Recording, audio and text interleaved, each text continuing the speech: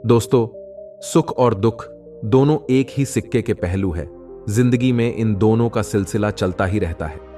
अगर कोई अच्छा कर्म करता है तो उसके साथ अच्छा होता है, और इसके विपरीत यदि कोई व्यक्ति बुरे कामों को अंजाम देता है तो उसके साथ बुरा होना स्वाभाविक है।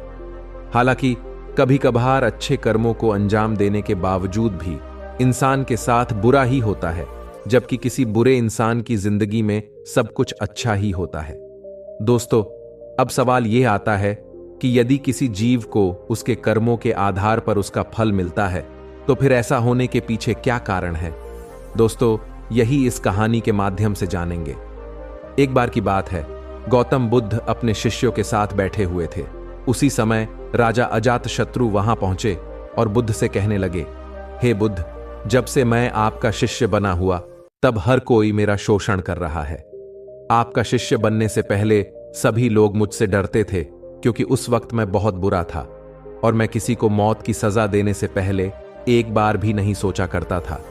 लेकिन आपका शिष्य बनने के बाद मेरा किसी को दंड देने का मन नहीं करता और ना ही मुझे गुस्सा आता है।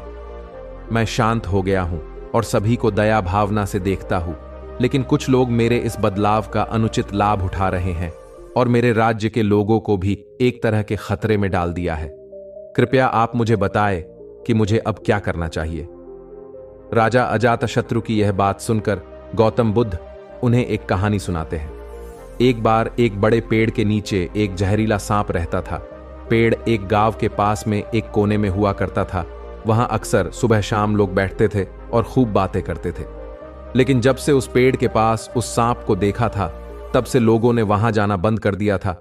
लेकिन कुछ लोग तो जानबूझकर वहां सांप को देखने आया करते थे और उसे छेड़ा करते। फिर उस सांप को जब खतरा महसूस हुआ तो उसमें खुद के बचाव के लिए लोगों पर हमला करना शुरू कर दिया।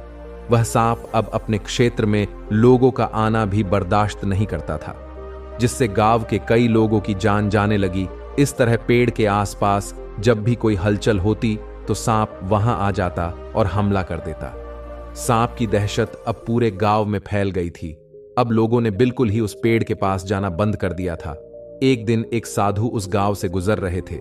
तभी उस साधु की नजर उस विशाल से घने वृक्ष पर पड़ी, जिसके नीचे वो सांप रहा करता था। घने पेड़ को देख साधु के मन में विचार आया कि चलो वृक्ष की इस ठंडी छाव के नीचे बैठकर कुछ देर ध्यान लगाया जाए।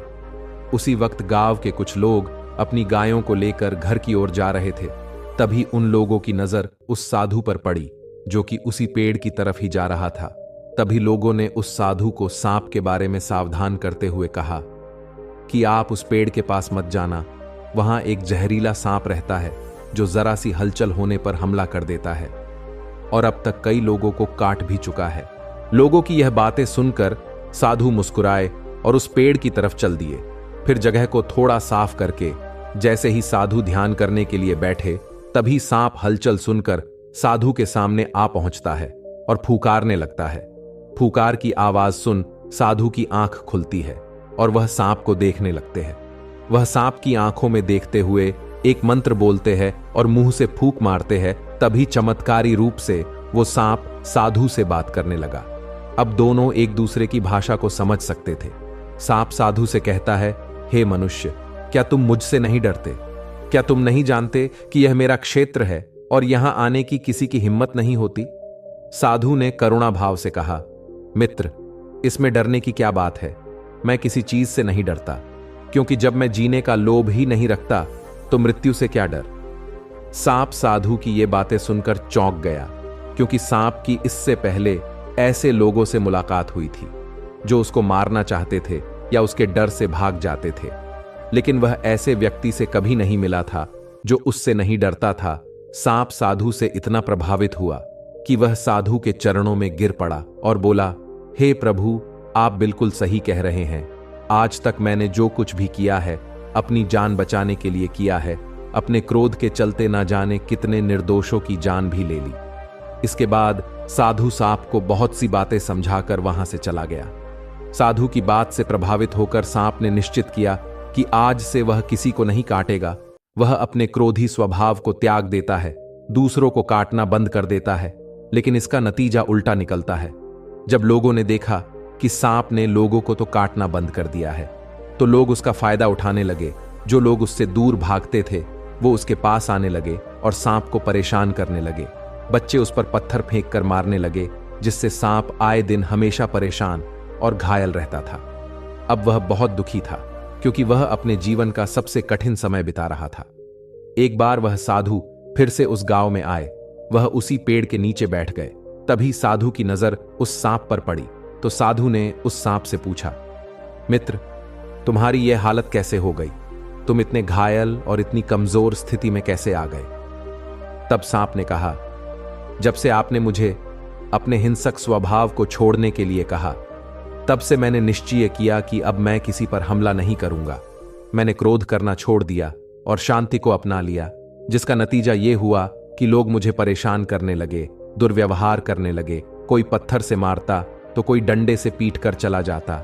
सांप की बात सुनकर साधु ने कहा, मित्र, मैंने तुमसे कहा था कि बेवजह दूसरों को मत काटो, लेकिन मैंने तुम्हें तुम्हारी आत्मरक्षा के लिए हमला करने से नहीं रोका था। दोस्तों, कहानी सुनाने के बाद गौतम बुद्ध ने राजा से कहा, हे राजन, तुमने भी मेरी बात गलत तरीके से अपनाई। मैंने आपसे अपने कर्तव्य को छोड़ने के लिए कहा था, किंतु आप अपने कर्तव्य से भी विमुख हो गए।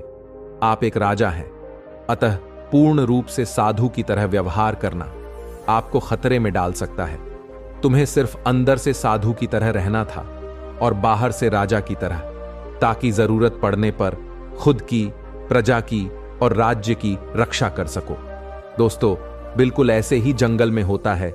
जो सबसे सीधा पेड़ होता है उसको सबसे पहले काटा जाता है, और यही कानून दुनिया के लोगों पर भी लागू होता है। अच्छे भोले लोगों का खूब फायदा उठाया जाता है। अच्छे लोगों को जिंदगी में अनेकों दुखों का सामना करना पड़ता है, इसलिए कभी किसी को अपना फायदा मत उठाने दो। लोगों को उनकी मर्यादा में रखने के लिए खुद को परिस्थिति के अनुसार बदलना सीख जाइए, अन्यथा आपका हाल भी उस राजा सांप की तरह हो जाएगा। मेरे प्यारे दोस्तों, इस कहानी से आपने क्या क्या सीखा, हमें नीचे दिए गए कमेंट बॉक्स में कमेंट करके जरूर बताएं। धन्यवाद।